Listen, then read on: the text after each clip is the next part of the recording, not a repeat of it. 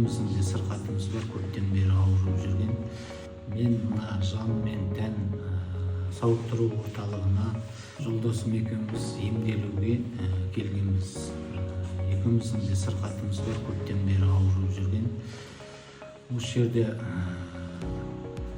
әртүрлі дене шынықтыру, адамның жан дүниесін шынықтыру тәжірибелерімен айналысып, гимнастика, гипноз, мұздай суға түсу шараларын үйреніп бұрын соңды ойлайтын едім.